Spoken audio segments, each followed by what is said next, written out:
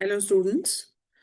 Today we will deal with um, another essay of Francis Bacon.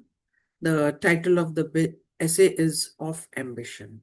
Now, again, he's taking uh, a very, very common topic related to common man, ambition, which is a strong desire to be successful, to have power.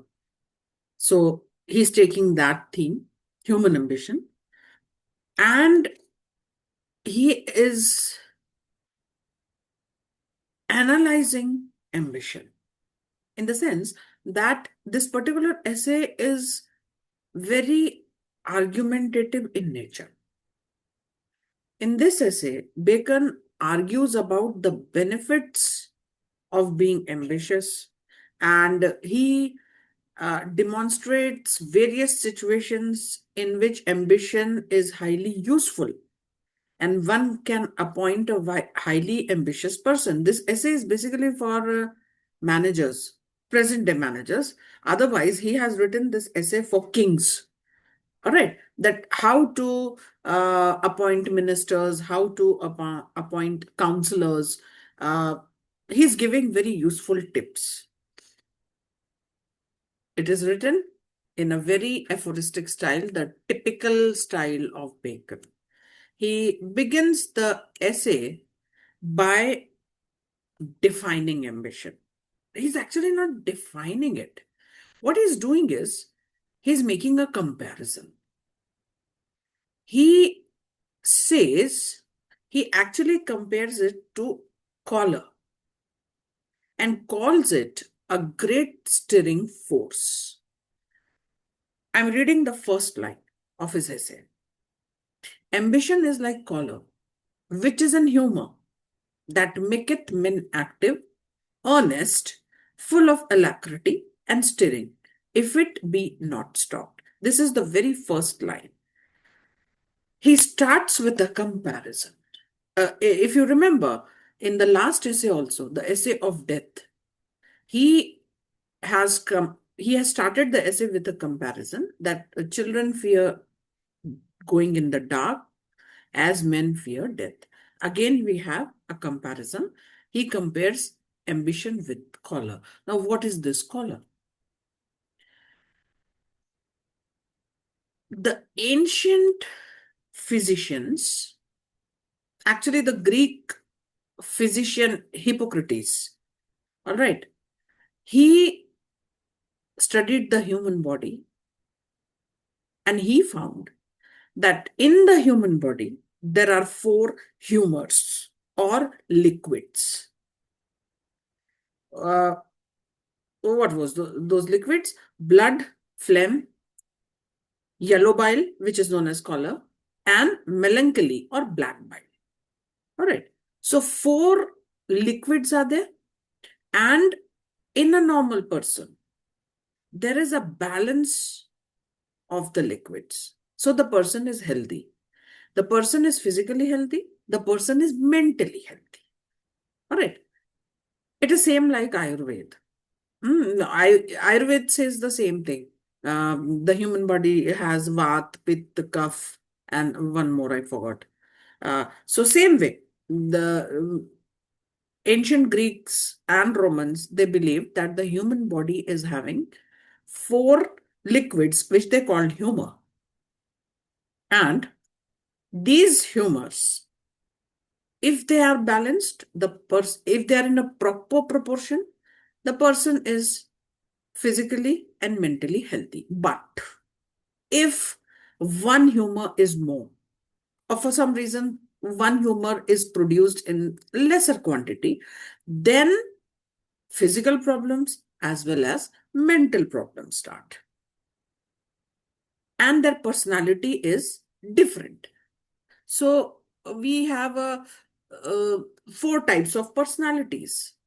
The sanguine people who have red blood in excess, who have blood in excess, are very friendly social people.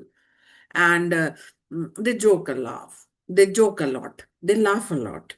And they have a slightly reddish complexion. So they are the sanguine people. Choleric people. Here, the yellow bile is more. And these people are a little short-tempered. They are very daring. And they are ambitious. They are revengeful. They are shrewd. They are quick to anger. And a little bitter. All right. And you can identify them with a yellowish kind of a skin. And the melancholic people, the depressed ones. The black bile is more in their constitution, and they are rather lazy, fearful, sickly kind of people. And phlegmatic people have little bit more of phlegm, and spirited, forgetful people. So these are the personality types. So choleric people, people who have more of yellow bile, are ambitious in nature. All right, this is what he's saying. And he compares ambition with choler.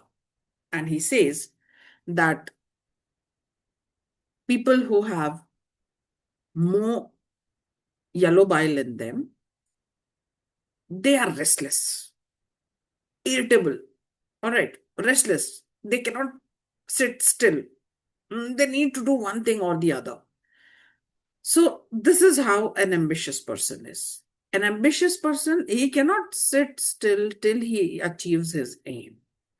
He cannot live a relaxed kind of a life. He has to do something or the other all the time. He has an ambition to achieve something, some position, something, and he will work full of enthusiasm. He is. And it's hard to stop them. And since he sets his eyes high, he will continuously think to do something new, something in a better way. He will knowingly accept challenges. All the scientists, who are doing something new may come under this category. जिन्होंने कुछ नया किया. So knowingly, they will accept challenges and they will strive to solve them. The more an ambitious person succeeds, the more he will drive himself to do things which others cannot do or don't dare to do.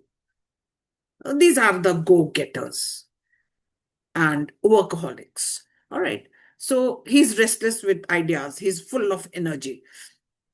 An ambition in politics is desire for power, status. It's very common. Ambitious men we see become dangerous when stopped, when checked. All right. If an ambitious person, he wants something and his superior or the king or a higher person stops him, he's not able to achieve what he wants, then he becomes dangerous. He will feel stifled, angry, rebellious, because his creative energy is getting wasted. And he becomes frustrated and he develops a negative mindset and hostility to other people. So, in the next slide, we will study the dual nature of ambition as Bacon writes. So, ambition has positive achievements, positive aspects, and negative aspects both. All right. If you are giving a very conducive environment to an ambitious person, he will be busy in his work. He will work night and day till he achieves his goal. He will be totally lost in his work. All right. No ill feeling will enter his mind. He will not harm anybody. He will be busy in his work. And you just have to give a proper environment in which he can work, and appreciation. All right. Ambitious men, they need appreciation. So they achieve a lot. They help in the service of the state. Service of the state. Such a person is very, very useful for the king. If a person with ambitious burning within him gets a good opportunity, like, for example, Bacon says that commanders in the army, they are fit to do that work. Ambitious people. Ambitious people prove to be very good commanders because only a brave, ambitious commander can confront the enemy boldly and fight the war. All right. Usme ambition he'll have na, that if I win this war, I will get a higher position. I will be praised by everybody. So a person without ambition will not be able to win the war. Not possible. Right? Somebody who has that drive will be a wonderful commander and he'll make his subordinate work too. And they are needed in great undertakings. You give them a task, set a deadline, and ensure them of some reward, they will do it. They will do it. Negative aspects of ambition. It can lead to unrest and manipulation if the person is checked. If you are stopping him, if you are coming in his way, then he will become destructive. If he is not allowed to pursue his goals, if he is restrained in any way, definitely he is going to be angry and rebellious. All his creative energy will be numbed, and because of that frustration, he will have a very negative and at times evil mindset. So, till they find the way open for their rising and still get forward, they are busy. They are not dangerous. But if they are checked in their desires, they become discontent and they try to bring down the whole organization. Can be dangerous if unchecked, definitely. They can be very dangerous. And here we find Bacon giving a lot of examples from a Roman history where ambitious people, when they were unchecked, they have literally murdered the kings and taken their places. You all must, have read Macbeth, isn't it? Macbeth is a tragedy written by William Shakespeare, and it exposes what happens when somebody's ambition is unchecked. The hero Macbeth, he kills the king. The king is very nice, gentle person, good man. He wants to become the king and he kills the king. So if ambitious people are unchecked, they become very, very dangerous. So what to do? So Bacon has other ideas too. How to control ambitious men. He's giving tips. He says that these ambitious people should be kept occupied or diverted. They should keep working. But the king must ensure that he is not gathering followers. All right? Followers, if he is having, he'll become powerful. So what he says is, okay, when you have an option, two people, and you have one post to give them. One people is very sweet, he speaks very well, he's friendly and ambitious. And the other one is rude, is proud and ambitious. Who should you select as the king? The second one, who's proud and who's rude. He will never able to gather followers. All right. gathering followers, they will be a threat to the throne then. Same way, he's saying that use them in public service, but avoid letting them accumulate power. What he's saying is that keep threatening them, that they may lose their position. And how can you do that?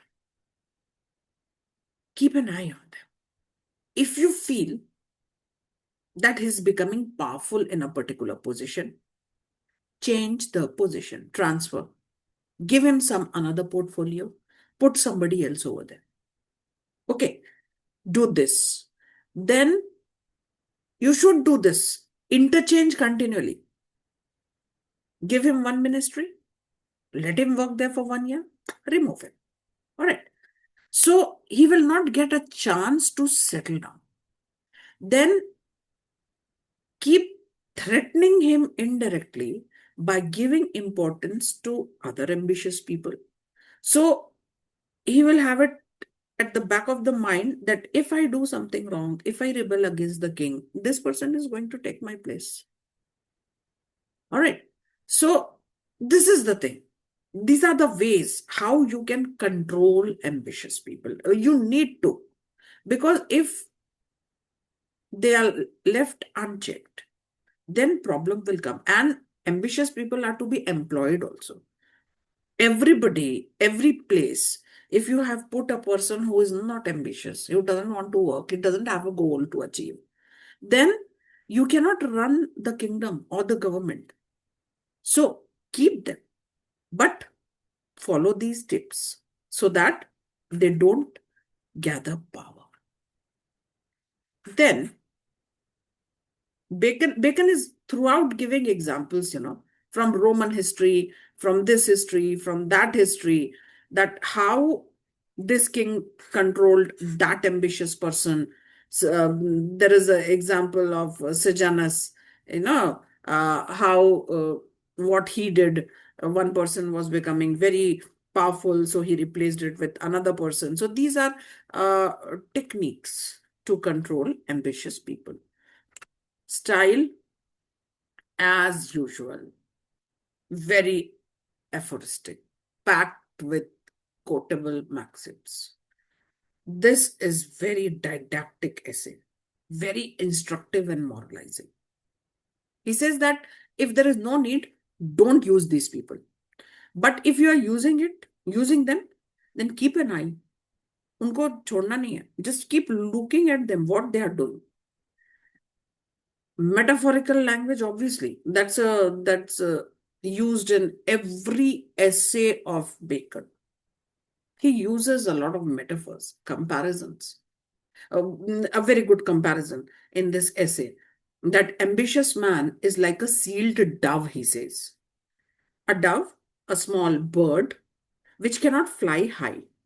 All right. So if you close the eyes, if you seal the eyes of the dove cannot get the idea how high it is flying. So they start going up and up and up. They don't know that at one point they are going to fall down. All right, because they cannot see. So ambitious man is like a sealed dove. He just wants to rise. He doesn't know the danger of rising.